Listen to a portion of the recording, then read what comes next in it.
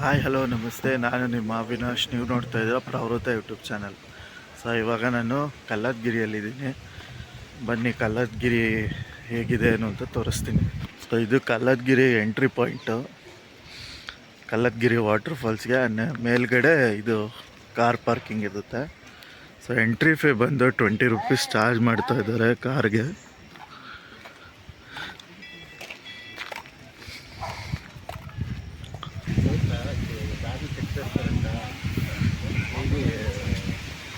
ಒಬ್ಬಲ್ಲ ಒಂದು 2-3 ದಿನ ಇರಲಿ ಬಿಡು ಅಲ್ಲಿ.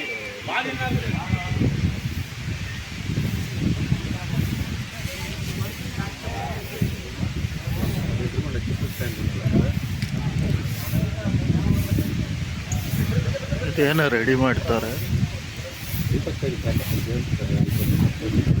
ಸೊ ಇಲ್ಲಿ ಚಪ್ಪಲಿ ಸ್ಟ್ಯಾಂಡ್ ಇದೆ, ಚಪ್ಪಲಿ ಬಿಡ್ಬೋದು ನೀವು. ಆ್ಯಂಡ್ ಕಂಪಲ್ಸರಿಯಾಗಿ ಚಪ್ಪಲಿ ಬಿಡಬೇಕು, ಚಪ್ಪಲಿ ಹಾಕ್ಕೊಂಡು ಹೋಗಂಗಿಲ್ಲ. ಟೈಮಿಂಗ್ಸ್ ಹಾಕಿದ್ದಾರೆ, ದೇವಾಲಯದ ಪೂಜಾ ಟೈಮಿಂಗ್ಸು.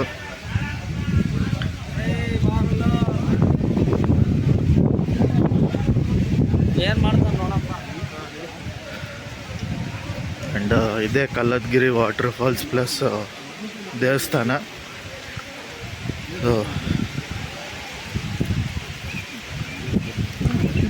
ಶ್ರೀ ವೀರಭದ್ರೇಶ್ವರ ಸ್ವಾಮಿ ದೇವಾಲಯ.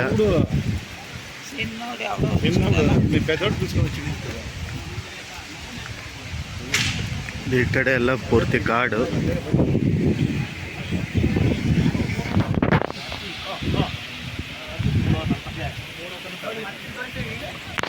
ಮತ್ತೆ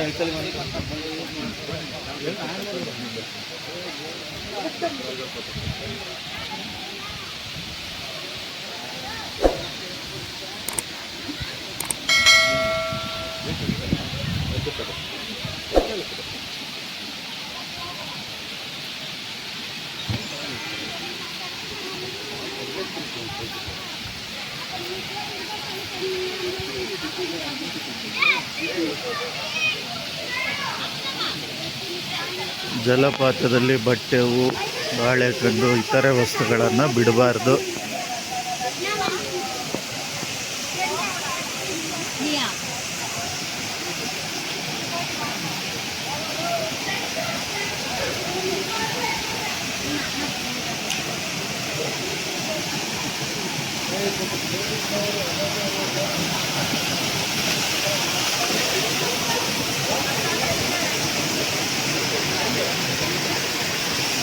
ಬೋರ್ಡ್ ಅಷ್ಟೊಂದು ಹಾಕಿದ್ದಾರೆ ನೋಡಿ. ಈ ಥರ ಜನ ಈ ಥರ ಬಟ್ಟೆ ಎಲ್ಲ ಹಾಕ್ತಾರೆ, ಗಲೀಜು ಮಾಡ್ತಾರೆ. ದಯವಿಟ್ಟು ದೇವಸ್ಥಾನದ ಪರಿಸರ ಮತ್ತು ಕಾಡಿನ ಪರಿಸರದಲ್ಲಿ ಈ ಥರ ಗಲೀಜು ಮಾಡಬೇಡಿ.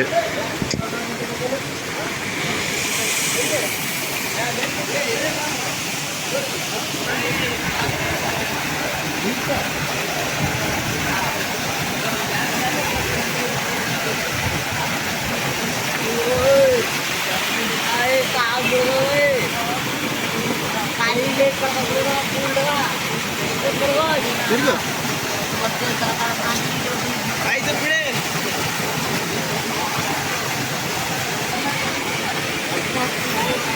ಅದಕ್ಕೆ ನಾನು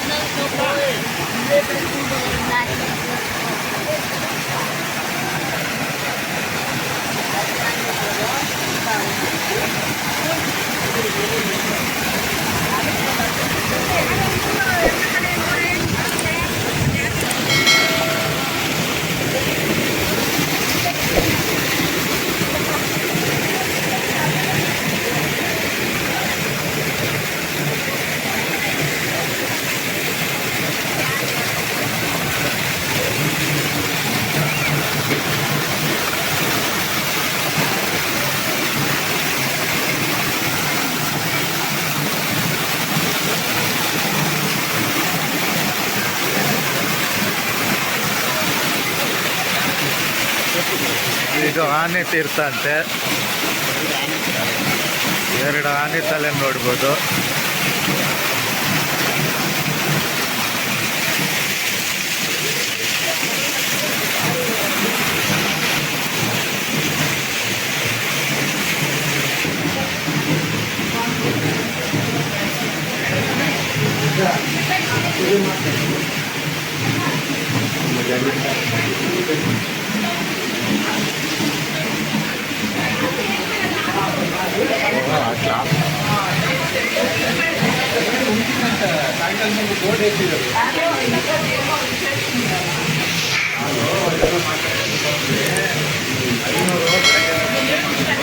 ಸೊ ಕಲ್ಲತ್ಗಿರಿಯಲ್ಲಿ ನಾವು ದೇವ್ರ ದರ್ಶನ ಮಾಡೋಕ್ಕಾಗಿಲ್ಲ, ಕ್ಲೋಸ್ ಆಗಿದ್ರು. ಬಟ್ ಹೊರಗಡೆಯಿಂದ ನೋಡಿದ್ವಿ. ಆ್ಯಂಡ್ ಜಲಪಾತನೂ ತುಂಬ ಚೆನ್ನಾಗಿದೆ. ಬಟ್ ಏನಂದರೆ ಇಲ್ಲಿ ತುಂಬ ಗಲೀಜು ಮಾಡಿಟ್ಟಿದ್ದಾರೆ. ಬಟ್ಟೆ ಮತ್ತು ಸೋಪೆಲ್ಲ ಯೂಸ್ ಮಾಡ್ತಾಯಿದ್ದಾರೆ ಸ್ನಾನ ಮಾಡೋಕ್ಕೆ. ಬೋರ್ಡ್ಸ್ ಎಲ್ಲ ಹಾಕಿದ್ದಾರೆ. ಈ ಒಂದು ಜನ ಬಂದು ಇಲ್ಲಿ ತುಂಬ ಗಲೀಜು ಮಾಡಿಟ್ಟಿದ್ದಾರೆ. ಬಟ್ ನೋಡೋಕ್ಕೆ ಓಕೆ. ಆ್ಯಂಡ್ ನನ್ನ ಒಪಿನಿಯನ್ ಪ್ರಕಾರ ಇಲ್ಲಿ ಯಾರಾದರೂ ಬರೋರು ದಯವಿಟ್ಟು ಗಲೀಜು ಮಾಡಬೇಡಿ, ಬಟ್ಟೆನ ಹಾಕಬೇಡಿ. ನೀವು ಸ್ನಾನ ಮಾಡಿದ್ಮೇಲೆ ನಿಮ್ಮ ಮೈ ಮೇಲಿರೋ ಬಟ್ಟೆನ ದಯವಿಟ್ಟು ಹಾಕಬೇಡಿ.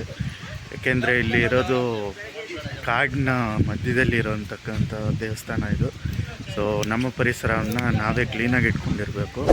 ಹಾಗಾಗಿ ದಯವಿಟ್ಟು ಯಾರೂ ಇಲ್ಲಿ ಗಲೀಜು ಮಾಡೋಕ್ಕೆ ಹೋಗಬೇಡಿ. ಮತ್ತು ಸಿಗೋಣ ಇನ್ನೊಂದು ವಿಡಿಯೋದಲ್ಲಿ. ಅಲ್ಲಿವರೆಗೂ ಬಾಯ್.